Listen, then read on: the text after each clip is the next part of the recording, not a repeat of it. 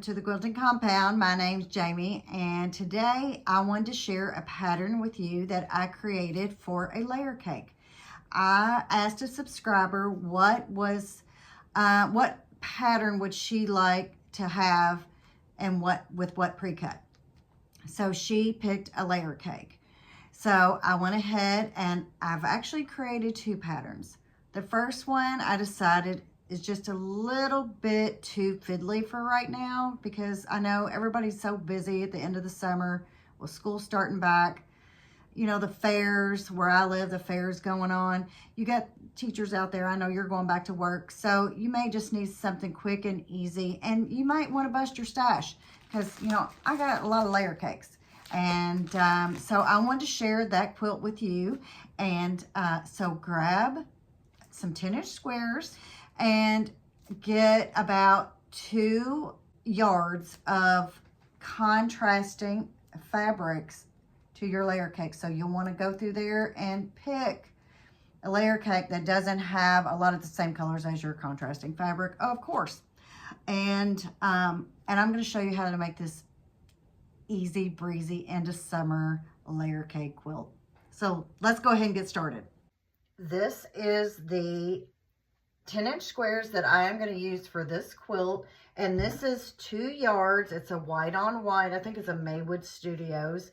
This is Free Spirit. This is Anna Marie Made My Day. It's a 42-piece 10-inch charm pack.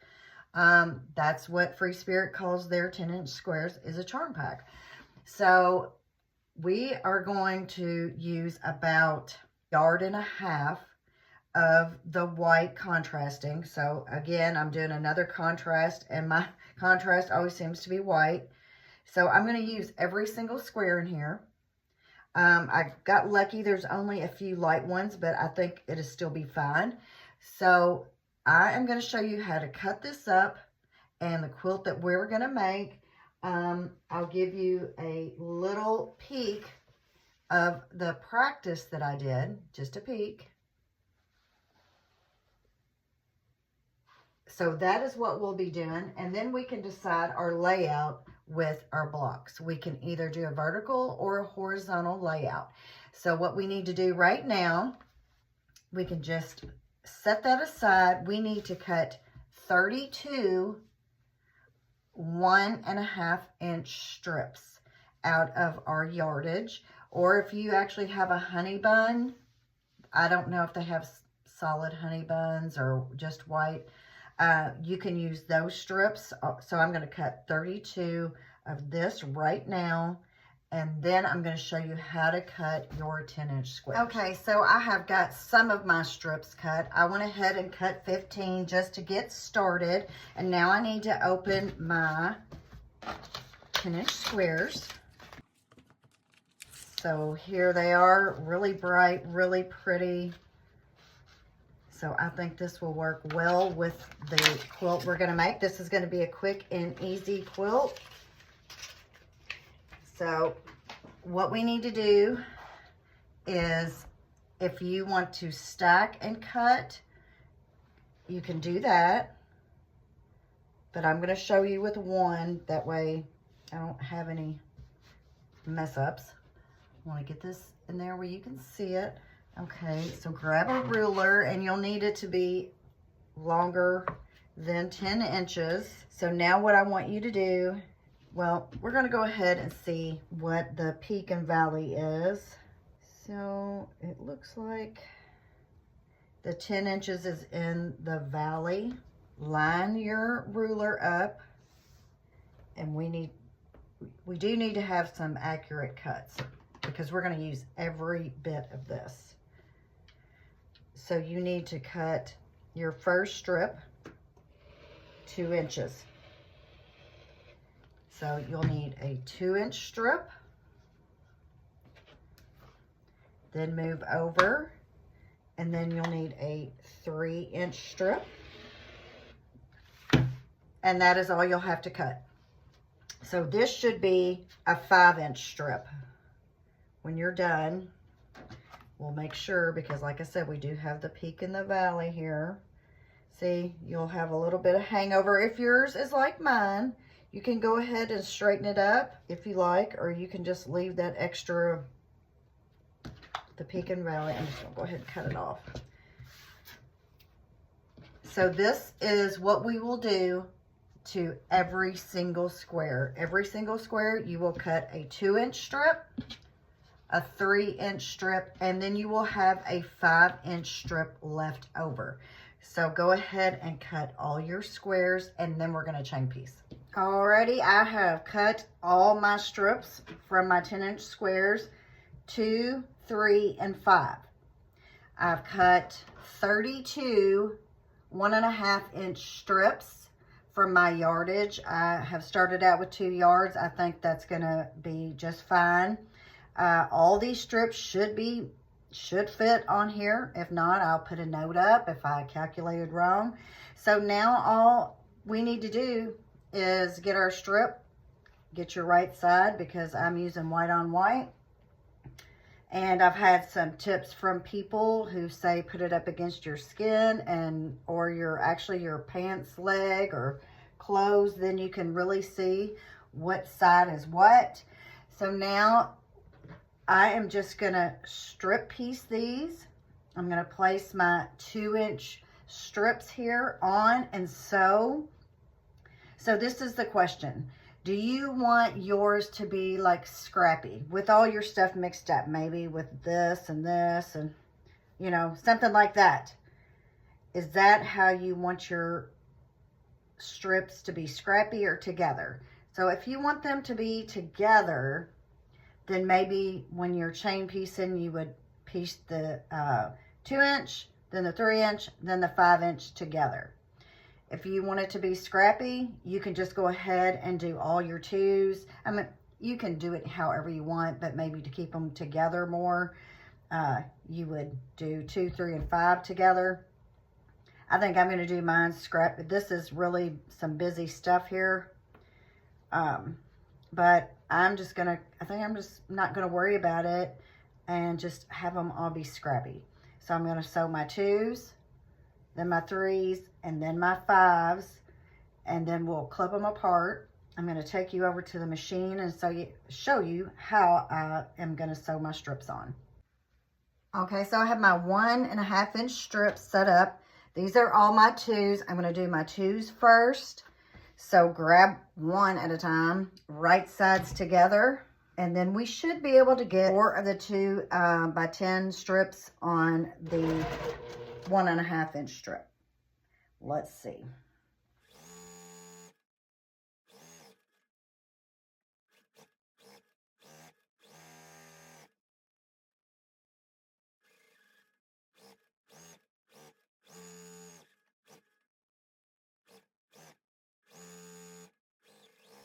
Okay, so we were able to get 4 because your strip here should be at least 42. And it looks like this is what I have left over. So on every strip, you should be able to get 4 of your 2s, 3s, 5s, all of those. And we'll just keep chain piecing. I just wanted to break that one apart. And then when we're done, I'm going to I'm going to look back at my other strip set and see how I pressed them, and I'll share that with you. So for now, I'm just going to continue to take all my 2-inch strips and chain piece onto my 1.5-inch by 42, 3, whatever, however long this is. And so I'll keep doing that, and I'll be back with all of those. Alrighty, I have got all of my blocks cut, trimmed, and pressed. Okay, so this is one of my 10-inch squares that I sewed the strips on and cut it. And so what we need to do, since there are 42 squares in our pack here, we need 21 of our squares to be sewn together like this. So this is the way we want to lay out our block. We want a 3 here with the white on the left, and then we want a 5 with the strip on the left, and then we want our 2 which this is a 3, must be in my other stack because I have duplicates. So here is my other 2. And I want to tell you all that I was going to do this scrappy and I didn't like it. And literally, as you see, I'm picking threads. I'd already sewn this block, I guess, scrappy. And I took them all apart because I'm not scared of the seam ripper at all. So our blocks will go 3, 5, and 2. So this is how one block is done. So our next block over here, we are going to take it and we are going to do 2, 5, then 3. As you can see, I had already must have sewn this one up too and tore it out because, again, I'm not scared of the seam ripper. So that is what we're going to do. So you'll have 21 that will, remember the strip goes on the left, 3, 5, 2, and then our other block, strip on the left, 2, 5, 3, and they'll be sewn together like this. That way we can place them every other. And this is just a really basic, simple quilt. If you decided, you could always, and I thought about doing this, could always cut these down the middle after you got them sewn and join them together with another block. But I think I just want to leave it, I want it to be more simple, and you'll have your pattern of your lines down. And I'll go ahead and show you what one of the blocks look like sewn together, because I wanted to see before I started sewing this whole quilt together. So not only can you decide if you want to make it scrappy, maybe you want to cut it in half, but this is my first row, and I think I'm going to place them vertically. But you don't have to place them vertically. You can always start your row and have them go across like this, whichever you decide. So when I start this, I will have already my first border. So that'll be good. I'll have one border complete. So remember that when you're using your fabric, you want to make sure you have enough for your border to go around to match this. Okay, so we are going to do 21 of the 3, 5, then 2. This is what this block looks like. Easy sewing. And then here's the other block, and we need 21 of these. So this one is the 2, 5, and 3. And you always want to make sure you have this strip here. It's on my left. So this is the difference in the block. So when you go to sew the block, you will have your like sashing here almost when you lay your strip out. And then these two will nest, and you'll have that. And the same here. And so we'll just sew that together. And this is what our 2 blocks will look like sewn together. And so these are our blocks, and I can go ahead and start sewing them on the vertical, but if I don't like it, I can just change them around to what I like best and however I like it. And then we can make them a horizontal strip.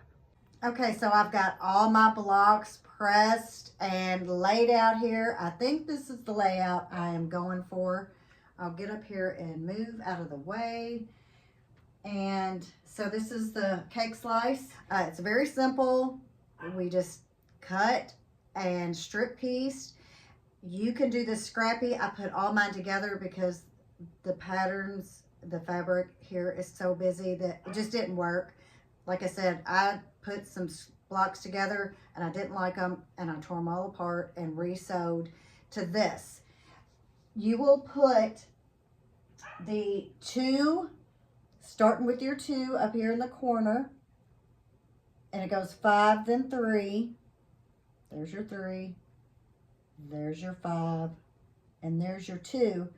you'll start that first. And then your next block, you'll start with the 3, 3, 5, then 2. So you'll just do it every other and do it every other all the way down. And when you do that, your seams will nest and you will kind of have this all the way down through here, how it's going to kind of stagger down. So this is the way I'm going to lay it out. So you start off with 2, the number 2, 5, 3, then you go 3, 5, 2, and you just alternate all the way down the quilt. And I'm going to get it sewn up, and we're going to see how all of the strips look after they're all sewn together. Okay, so I wanted to show you how I am sewing the rows together.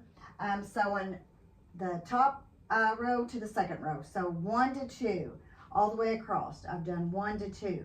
Then I will go ahead and sew 3 and row 4 on, and then I will sew those together on this big long seam here, and that's made it much easier. You can press all the blocks up or down, and then the opposite on this row, and everything nests up. You don't have many seams here to meet, so that's made it easier. So I'm going to sew them all on the vertical. So that's my tip for this quilt. That's the way I'm going to sew mine, on the vertical row. Okay, so here is my almost finished quilt top. I want to do one more border, and I thought I had this pink fabric in my stash, but I can't find it. So we'll see. It might be complete. I may have to find just something close enough for a binding and be done. But this is the summer slice. It's just a layer cake sliced and then stripped with the 1.5 inch strips. So it might be summer slice. It might be cake slice. I don't know. Whatever you want to call it. Like I said, very easy. No half square triangles. Not a lot of points really to meet. And especially if you sew it on the vertical, it goes together so quick because you only have these points right here to meet on when you sew it on the vertical. So it's 6 blocks across, 7 down. Each cut, I cut a 2, 3, and a 5 from each layer cake square. I cut 32, I think it was 32 1.5 inch strips. And then when I was done with that, I cut 3 more 1.5 inch strips for the 1.5 inch border that I have around. Well, you might need, let me see. I had a piece, so it might be 4 for the sides that are left. Because on this side, which if you're looking at it is the left side, it already has a border.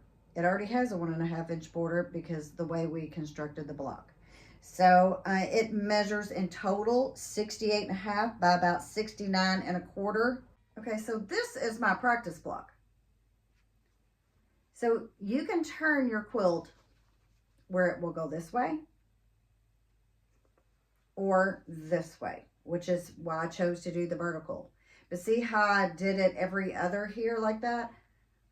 Now I wish I would have done it with this. That I could have had brought this block down to here, and I could have done the quilt like that, and it should have worked out because there was duplicates of each. So now that after I've sewn it all together, keeping them together, I wish I would have done it more like my practice block. But you know, so this is what it would look like if you sewed it like this. So this is another version of the quilt. I got another layer cake. I may try to do it like this. So this is just an idea. If you have layer cakes, 10-inch squares, you don't know what to do with them, they're just sitting around collecting dust, grab you 2 yards. I did not use all the 2 yards of fabric that I pulled for this. I had about 1/3 of a yard left over. So grab a couple yards and a layer cake, and you can make this, maybe stagger them out like this instead of doing them all together. You may like that better. I think I probably like that better now that I've already sewn this whole top together, but you know, you live and learn. So this is my layer cake quilt for this time around. If you have any questions, you can ask me in the comment box. If not, you can email me at thequiltingcompound@gmail.com. I'll answer any questions that I can. I try to get to you as quick as I can, but sometimes I've had somebody ask me questions. I have to go back and research. And some of the quilts I've already given away. And if I didn't write down every single thing, you know, I could have forgot by now. Just like I forgot where I put this fabric right here. I cannot find it. So, but that's what I've got for you right now. And I'm also going to announce the winner. So if you stayed this long, I'm doing a gift away of the pattern from Lori Holt, and I'm going to announce the winner right now. Okay, so the gift away winner is Lucy Clayball. I think I'm pronouncing that correctly. 2931. So you won the pattern. So Lucy Clayball 2931, you'll need to email me what you won and your physical mailing address, because of course it is a pattern that I'll have to mail to you. So that is the winner of the gift away. So that's what I've got for you today. I appreciate you sticking around, and if you could, like, share, and subscribe, and I'll see you on the next one. Bye-bye.